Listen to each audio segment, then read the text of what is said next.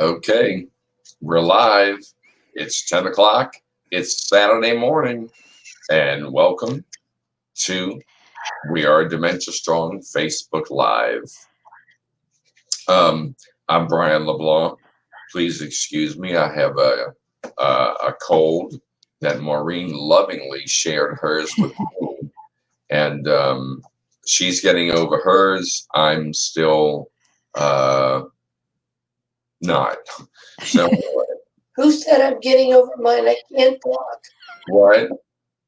Exactly. Oh boy, I'm gonna get it later. Excuse me. On today's show, and welcome to you, Melinda. On today's show, we have Mrs. Brenda Roberts. She's up in Michigan, and she's the director of the National Council of Dementia Minds.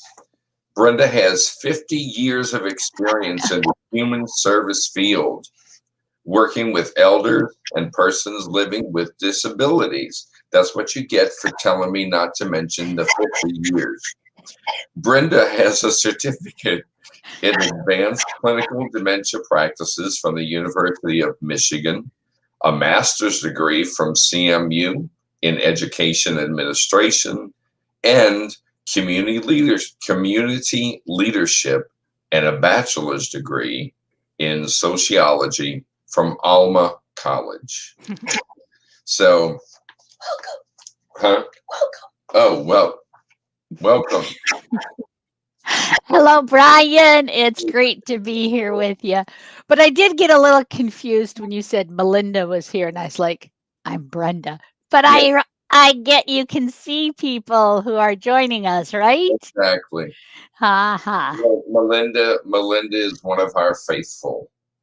Well, good morning, Melinda. I'm glad you're with us today. In case you haven't noticed, Brenda and I are good friends. And when did we start Dementia Minds? We started Dementia Minds in May of 2019. Oh wow, okay. Yep. I thought it was longer. Uh, Reason I don't know. But I think it was May of 2019 because we did our first conference together in September of 2019. Okay. And so I think we started in May. So a little over 2 years. But we knew each other before that. Exactly. It wasn't until we started our Dementia Minds group. Okay, well, let's get started with this. Let me just ask you, what was your first job? Okay.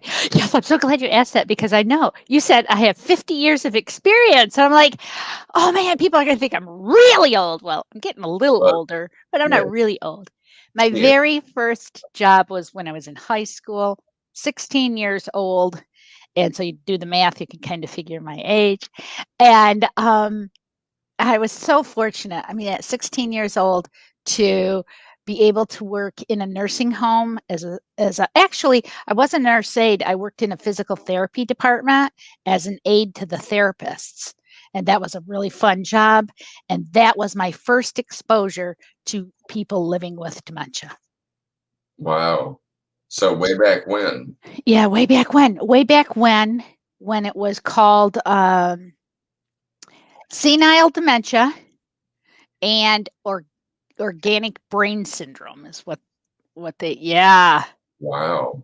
I can remember reading the chart of my favorite resident, Elizabeth, and it said organic brain syndrome.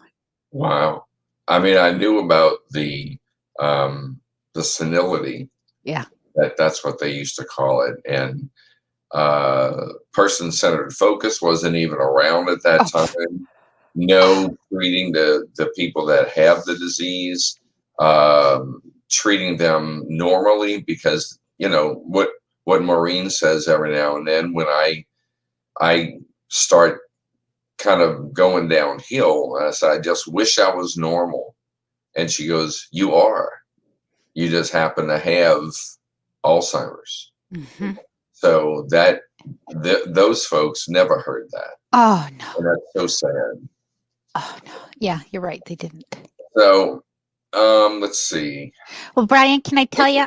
I know I gave you some notes and stuff, but can I tell you about my interview when I went to that nursing home and I walked through?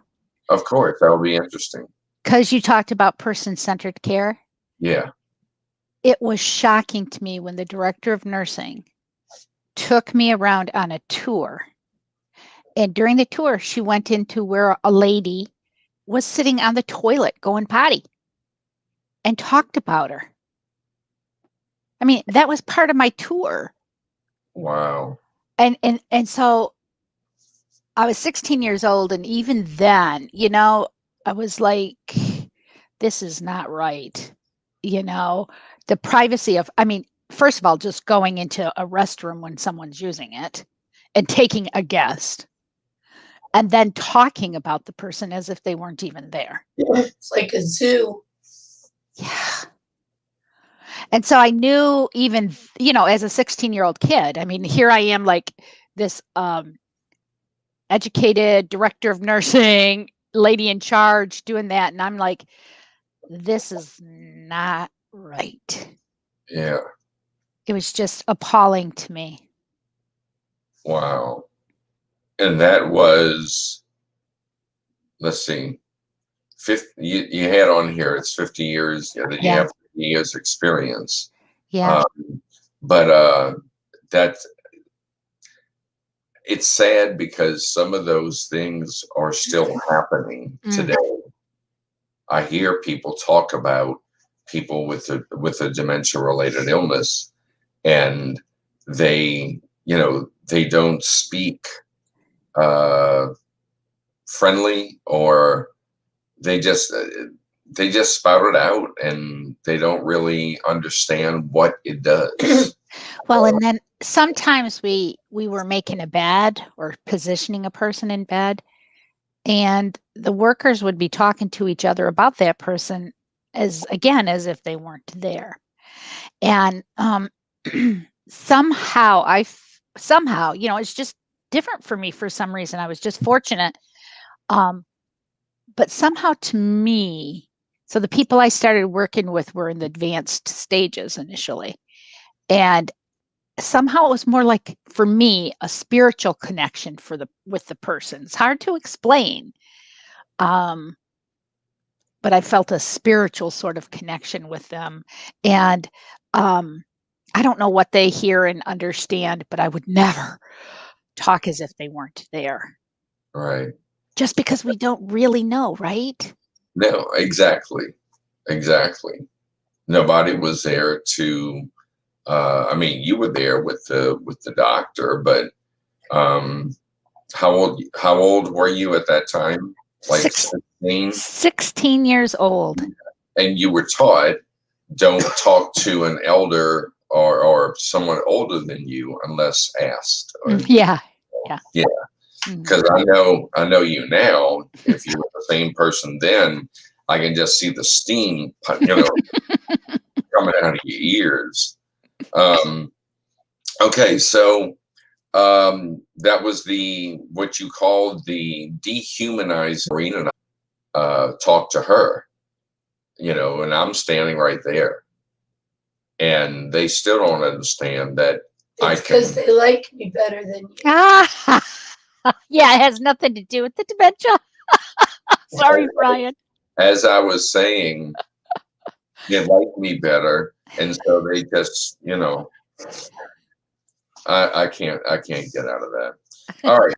So, but fast forward to today, you are now serving as the executive director of the National Council of Dementia Minds. And so now we're going to get into talking about what exactly the National Council of Dementia Minds does. Sure. Hey, Brian, can I back up just a tiny bit more in terms of, you know, so I had this and I hadn't told you this in advance, but it just dawns on me now that, I had at the time 40 years of experience working with older adults, lots of people living with dementia. But as you well know, I didn't recognize it when Mark had the early symptoms of dementia, my husband. And because I didn't see it as memory. And, we always think of it as a memory, but there's so many other issues.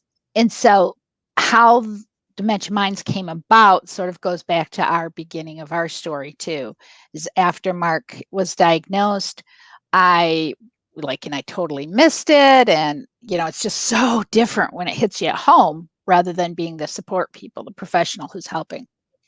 So that's when I went back to school and got that certificate in, advanced clinical practices with dementia. And I ran around the country trying to learn as much as I can and get certificates, blah, blah, blah.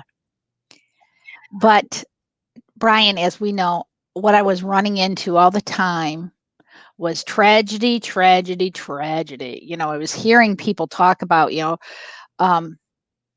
how horrible it is, and so many other caregivers talking about how hard it is. And I'm like, is nobody living well with dementia? I was looking around. I'm like, is nobody living well with dementia? And Mark and I came to a point that we, after the diagnosis and the shock of it, that we decided we were going to be very intentional about living our life well with dementia. We have one life to live, and we're going to live it the best that we can. I mean, what other choice do you have? Continue with the pity party? Exactly. That's not an option. Right. And so, we started to try to surround ourselves by people of like mind, like you, like Maureen, like the other folks in the Dementia Minds group. And so out of that came our very first, I put out on Facebook that my employer was sponsoring a conference for people living on dementia specific statewide conference. And I was like, I want people living with dementia being the presenters, co-presenting, and they're totally cool with it. They're like, yep, let's do it. Because I had been at another conference and I said, I could have brought, and that was in Georgia, a conference that we had been together where we met, DAA. And I had said to them, I can bring 4 people from Michigan to your conference, or I can do a conference in Michigan and bring 450 people. And so that's what we did. We did our conference in Michigan, and it was a huge success. Yeah. You and 8 other individuals or 7 other individuals living with dementia were our primary presenters. And it was a transformative experience, wasn't it? Yeah, it was. It was. Just to get up and tell our stories and so forth. And it was, you could see the expressions on people's faces when we were talking. And a lot of the time they were, had their issues and were dabbing their eyes because each one of us had a specific story about how things affected us. And it just went from one person to the next person to the next person. And so many stories, but the reaction that we all got or that we all received was tremendous. They came up to us afterwards and just, wanted to talk more, wanted to find out. My husband or my wife has, this type of dementia, and what can we do? And I mean, we were both surprised, but also just, we had all this stuff inside to share. And it was sort of like the first time that we've been asked those questions. So I want to say, thank you for doing what you did, back then. And now look at us now. Right. So when I watched you guys do that presentation, was so moving to me. As you said, many people had tears, and I looked around and I'm just sitting there. I'm like full of pride. I'm like, oh my gosh, you guys were blowing it out of the water. And I'm like, and what I kind of heard a voice in my head say, Brenda, you are the microphone. just be their microphone, meaning help give you your voice, get you out there, let people hear from the persons living with dementia. And then, Brian, I don't know if you recall, but you were the one who suggested, because back then we didn't even have a name. We were just 8 people and a couple facilitators. And you were the one who suggested, let's do a 5-year project. Let's do this for the next 5 years. Videotape us. Let us, carry our message, but also videotape us as we change. You said as we change, and let people see that change too. And that was the beginning of it all. And then somehow we came up with the name Dementia Minds. And we were the Dementia Minds. Right. And we are the Dementia Minds. The Hollywood squares of dementia. Yeah. Yeah, we wouldn't recognize each other without that square around us, right? When we do our meetings and so forth, we use Zoom, and so we're all in the different squares and so forth. And one day Maureen came in and looked at it. She goes, "Hollywood squares." Yeah. So The number one thing people ask me about it is, like everybody is familiar with support groups. And right. they're like, oh, I don't need another support group. But we are a support group, but we're a lot more, right? Very much so. Yeah. Very much so. And so the exciting part is, to me, well, the support group and learning from each other is great, but it's when we're doing the productions, preparing for the presentations and sharing the information, and then going out and speaking, like when we spoke with the medical students. Yeah. Oh, and that's the fun part, is when we do talk to the medical students, and I'll be nice and surprised at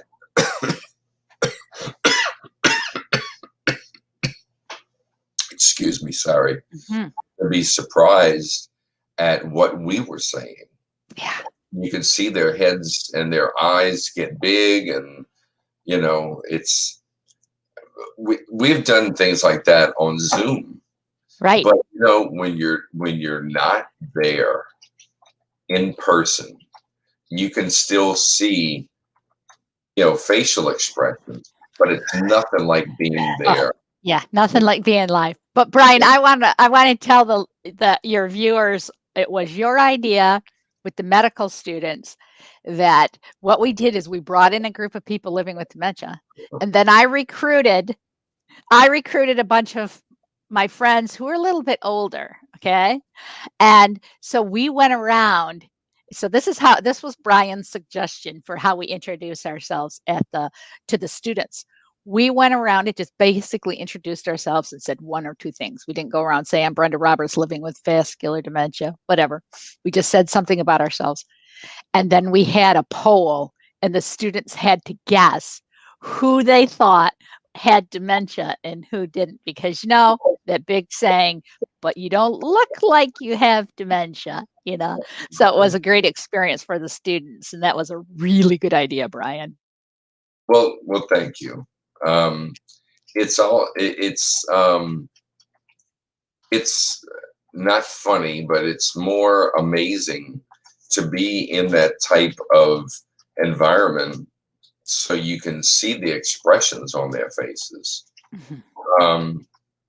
And when you hit upon a good topic, you see them, nodding their heads and so forth. And, so for me, I'm thinking, all right, we're on the right track. We're getting through, they're understanding. And it was great. It was fun. It was also fun because another one of your that I love that you frequently do is the patient discussion. And so the one student referred to you guys as a patient, and I'm like, first of all, he wasn't a doctor yet, right? And I'm like, oh, are you a doctor? Because Brian, you had prepped me for this. I'm like, oh, are you a doctor? And he's like, no, not yet. And I'm like, oh, well, is he your patient? And they're like, no. And so then you picked up on that and told them how you feel about being called a patient when they're not your doctor and you're not their Right. patient. Right. And it's still used, when they call people like us patients. And I'm just not going to let it go, because patience goes back to the very beginning of not knowing what Alzheimer's and dementia were. Right. And so, they're calling us a patient. Well, who's my doctor? They don't know. That's very much the medical model, and so Brian, one of the things that, as you were talking, I got thinking, one of the things with, and it's leaving my head, hanging with you guys. We're not. Brenda is trying to make us believe that we are contagious. So, but No. she lives with a guy who has the dementia-related illness. So Oh. why blame him? Why she can blame all of us? Yeah, I totally lost it now. So I was thinking of something while you were talking, but I totally lost it. But trust me, there's lots more there to share. So happy to do so. But Don't keep looking down. I won't. But the Dementia Minds group, the education part is the fun part. Oh, I know what I was going to say. We had also talked about how all the advocates know each other. All the people living with dementia who are dementia advocates know each other. Yeah. And so that meant, which is fun. It's really fun to know each other, get together, live stuff is happening. We get together, we see each other. That's really, really fun. But the reality of it is, if we know each other, that means our numbers are pretty small. Yeah. And we've talked about that in Dementia Minds a lot. And so if you look at our mission statement of the National Council of Dementia Minds, now that we formed our not-for-profit, it's to develop a core of persons living with dementia, a core, an army of, a lot. So helping people find their voice. This is what you guys told me. To your viewers, I'm just repeating what our originals group came and talked to me about all the time. And it was about helping people find their voice. And what you guys told me was, if it's a voice of just talking to my care partner, to my spouse, to my doctor, advocating for myself, or becoming like Brian LeBlanc and going out and traveling the country and speaking in a national platform, or somewhere in between. So we're developing a core of volunteers, and it's so fun. It's so fun to see these new people coming up, isn't it, Brian? Yeah, it really is. Why don't you say, or tell our audience, we're the original, or the original Dementia Minds. Tell everyone about the other Dementia Mind group. Okay, so we started out with the originals, like we talked about earlier. And then actually people started coming to us and saying that they wanted to be a part of our group. They wanted people living with dementia. In fact, I have more people who want to be in a group than I have facilitators to do that group. That's why we formed our not-for-profit, so we can continue to grow that. So we've come up with, in addition to the originals, we have the Black Dementia Minds group. And the Black Dementia Minds group is really a credit to Brian Van Buren, who was in the originals, who's a part of our original group.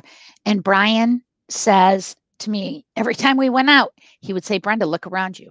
I don't see any other faces that look like mine. And he would remind me that people of color are 2 times more likely to have a dementia diagnosis than the general population. And so he was pointing that out to me. And so finally I'm like, okay, I hear you. Let's start a Black Dementia Minds group. So we have a powerhouse powerhouse Black Dementia Minds group. Mhm. And they're preparing, you've seen their first presentation. They're preparing their first presentation. That'll be coming out in the next month or so, which is really geared to the Black community to talk about living with dementia, kind of claiming your dementia diagnosis and, making the best life possible. So we have a Black Dementia Minds group. And then what really ironically is we have an all men's group. And they frequently say that they find that interesting because, again, the numbers are that there's more women living with dementia than men, but yet we have this all men's group. And so in there, mostly they were all men from Michigan, but now they're men from Michigan plus one because we have a guy from North Carolina in our group. So we have 3 regular groups who meet on a weekly basis and then create educational events for people living with dementia, care partners, healthcare professionals, and we tailor, as you know, those educational opportunities for whoever the audience is. And we have provided educational opportunities for 3,000 people in 4 countries, our little group of volunteers only. Is that phenomenal or what? It really is. It really, our voices are being heard then, and they are being understood because we talk the talk and we walk the walk. We don't hold back anything. They haven't heard that from people like us before. So, Yep. is So now, we've transitioned from purely a group of friends, volunteer organization to, getting our not-for-profit status. And so Right. we're at a new beginning. And Right. what we want to do is operationalize it so that there can be Dementia Minds groups across the country. And again, it's not just to get together and talk and support and learn from each other while that happens. But what it is that next step to go out and provide advocacy, education. We're consulting with groups, aren't we, Brian? Like the Michigan Dementia Coalition, the consulting work we're doing with them. And that's amazing. Those folks are just wonderful. They really are. So because they're listening and they want to make a difference. Yeah, right. Now, I had something. I was looking at my notes here. Yeah, didn't we? Yeah, we talked about the dragon. Oh, we did. So you asked me about the dragonfly before we got started. Yeah. Yeah. So see, Maureen's back there giving you cues, and you and I know each other well enough that I'm like, we could do this. So you're right. Okay, so we better make sure we tell people our website, right? Dementia Minds, dementiaminds.org. And on our website, you'll see our logo, which contains a dragonfly. And again, this goes back to the originals when they were looking at, what was our name? Oh my gosh, the discussion of coming up with our name and then taking a look at what a logo might look like. Yeah. And we landed on the dragonfly. Yep, there's a black and white. It's not as good as the color. So go to the website and take a look. And we say, why the dragonfly? And it's because for centuries, the dragonfly has been a symbol of change and self-realization. It represents hope, happiness, adaptability, and new beginnings. And so that's why we landed on the dragonfly as our logo. And yeah, because, I never liked the logos or the pictures people use for dementia education. Sometimes it's that head and there's puzzles. It's like pieces of the puzzle are leaving. Right. Never going back in. Right. Oh, well, saying never go back in. Brian, I think one of the biggest stigma busters that our group does is people assume that people living with dementia cannot learn. Right. And that is so far from the truth. because our group, I often refer to them as lifelong learners. We are learning, learning, learning. You guys are learning from each other, Yeah. you know, and so always learning. It's just, it blows my mind that people think that people living with dementia are unable to learn. Well, it also helps us to have a person like Diana, whose head is filled with, what was she? A master's in systems engineering. Yeah. And yeah, so she's just continued her education. Yeah. So we have all these, yeah. Well, and so you guys called yourself the Dementia Minds, and you could be the Brilliant Minds. I mean, Yeah, but that would be like bragging. oh, and the Brian LeBlanc would never think of that. Well, No, and never. Brian, that's why people need to look at our website and look at our leadership page and look at the powerhouse of people that we have. Our board of directors is made up of all people living with dementia. And, you know, creating that website for me was a labor of love because it was so fun to write these descriptions and have you guys look at them and see if I was accurate about your life accomplishments and the amazing things. I've got the web page open and I'm looking and look at the amazing things, not only what you've done, but what you are doing, Mm-hmm. you know. And so we've kind of turned the world on its ear, haven't we? Yeah, we have. We're trying to dispel the myths that are associated with the different types of dementia.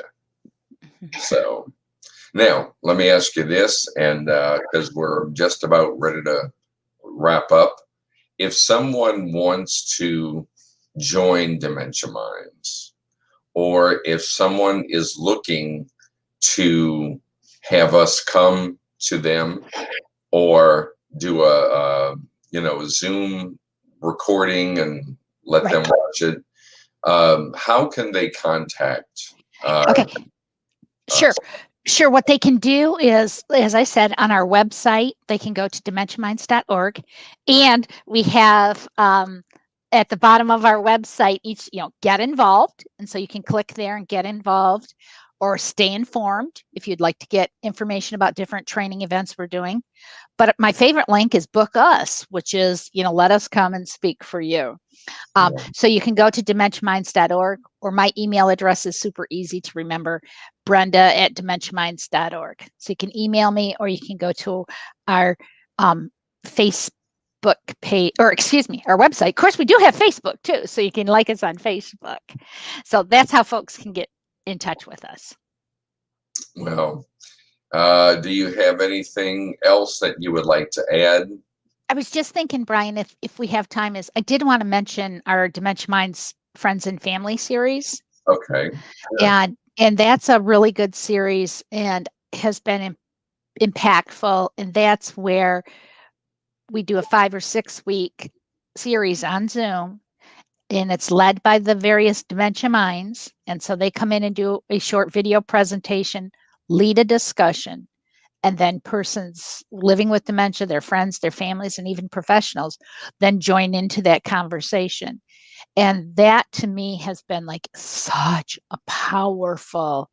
I saw people who were living with dementia say to their spouses during that time, see, that's what I was saying. Yeah, that I have that too. I just couldn't really figure it out or say it, or yeah. And so all these light bulbs coming on during those friends and family series. And then these new relationships. And then in a few situations, we've even had people who were newly diagnosed, and then they get to ask their questions and talk with the people living with dementia. So I love our friends and family series, and we'll start another one in September of this year. But other than that, that's. I mean, I could talk about National Council of Dementia Minds all day and the phenomenal. No, really? But I think we covered it. I think we did too. So on behalf of everyone who is in Dementia Minds, all the individuals that make up that, and their care partners, and the friends of Dementia Minds, thank you for doing what you did, because so. But while you're coughing, Brian, I will say you're right. It's the Dementia Minds group, but we have found that we have a lot of supporters behind us, don't we? Doing a lot of pro bono supportive work to make sure that we achieve our mission and our vision. And I will tell you exactly what our vision is: people living with dementia, transforming the worldview of neurocognitive disorders. There you go. That's what we're all about. That is, and I'm proud to be part of this. So thank you for that also. Boy, I'm gonna love this video. All this being nice to me, I'm gonna keep this forever. Oh, thank you very much. We have editing features. Neither one of us know how to do that yet. But you might learn now. I'll leave you with 3 words: God help you. And just so y'all know, this is how we are all the time. This is not fake. Brenda and I are very good friends, and and she's friends with with everybody in the groups and so forth. She's a giving person, and she cares for her husband Mark, and who's funny and funny as himself. So but thank you for being here. You've been very, very informative, and thank you for sticking with us and putting together the 8 or how many are we? 8 or 9? 8 of us, 8 of you guys, and a couple supporters. Yep. Yeah, and you have kept us going, and then kind of pushing us to a point to where we needed to be, where we could get some things going. And I just want to say thank you for that. You're more than welcome. We're in for a fun ride. It's been fun so far, but we're going to go a lot further. You got that right. So thanks, thank Brian. you again. And thank you to our watchers and listeners. Just remember, every Saturday morning at 10 a.m., join us for another exciting episode. Thank you. We are dementia. God, we are Dementia Strong. Could you set me up with a hearing test, or just fill that little space in my brain that kind of go blank? So anyway, all right. Well, thanks again, Brenda. Thanks, y'all. Thanks to all of you watching, and hope to see you here next week. Bye-bye.